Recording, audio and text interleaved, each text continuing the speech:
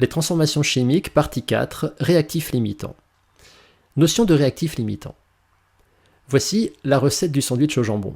Pour faire ce sandwich, il nous faut 2 tranches de pain, une tranche de jambon, et on obtient un sandwich complet.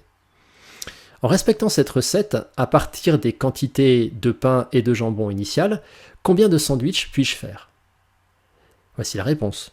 Je peux en faire 1, 2, 3, 4, 5. Au bout du 5e, il n'y a plus de pain et forcément, la fabrication s'arrête. Je ne peux plus faire davantage de sandwichs. La recette, c'est finalement comme une équation chimique. Et à partir de cette équation chimique, en partant des quantités de pain et de jambon initiales, je vais produire un certain nombre de sandwichs. On a d'un côté les quantités de réactifs, de l'autre la quantité de produits.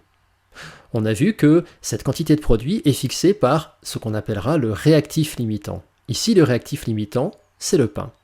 Ce qu'on appelle le réactif limitant, c'est le réactif qui disparaît le premier pendant la réaction chimique. Et en arrêtant la réaction, ce réactif limitant va fixer les quantités de produits formés et les quantités de réactifs consommés. Détermination d'un réactif limitant. Dans le cas de cette équation chimique, comme dans le cas de n'importe quelle équation chimique, quand on veut déterminer un réactif limitant, on va comparer le nombre de moles des réactifs introduits divisé par le coefficient stoichiométrique correspondant. Ici, concrètement, on va comparer NCH4 introduit sur 1 et NO2 introduit sur 2. Si NCH4 introduit sur 1 est inférieur à NO2 introduit sur 2, alors CH4 est le réactif limitant. Dans le cas contraire, si c'est NO2 introduit sur 2 qui est la fraction la plus petite, alors O2 est le réactif limitant. Il existe un cas particulier.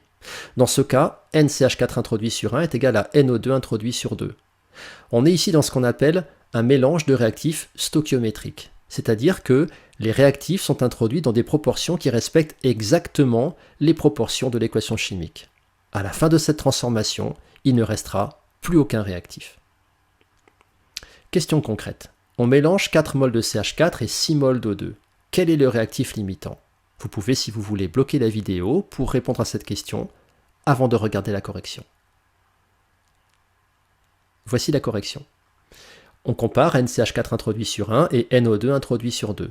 Concrètement, on va comparer 4 sur 1 et 6 sur 2, c'est-à-dire 4 et 3. On voit ici que c'est le rapport NO2 introduit sur 2 qui est le plus petit, donc O2 est le réactif limitant. Calculer des quantités de matière à partir du nombre de moles de réactifs limitants. À partir de cette équation chimique, voici une question concrète. On fait réagir 4 moles de CH4 et 10 moles de O2.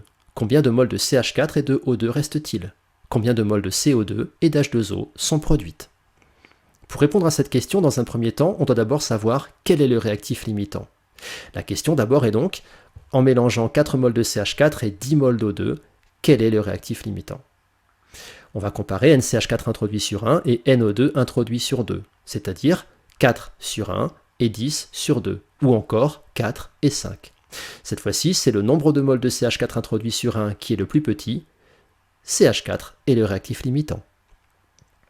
Ensuite, sachant que CH4 est le réactif limitant, c'est à partir de NCH4 introduit, ou bien NCH4 consommé, puisque tout va disparaître pour la quantité de matière de CH4, qu'on calcule les quantités de produits formés et de réactifs restants.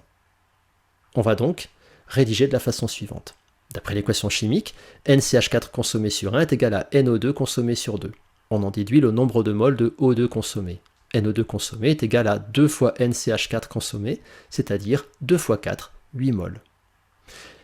Attention, au départ on avait 10 moles d'O2.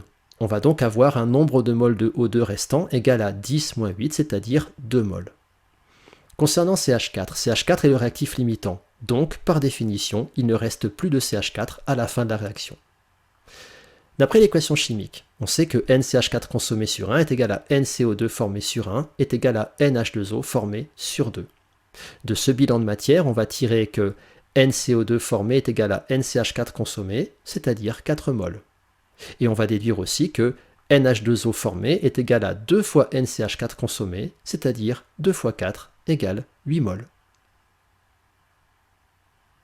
Voilà. Ce cours est terminé, à revoir éventuellement les transformations chimiques, parties 1, 2, 3 et 4.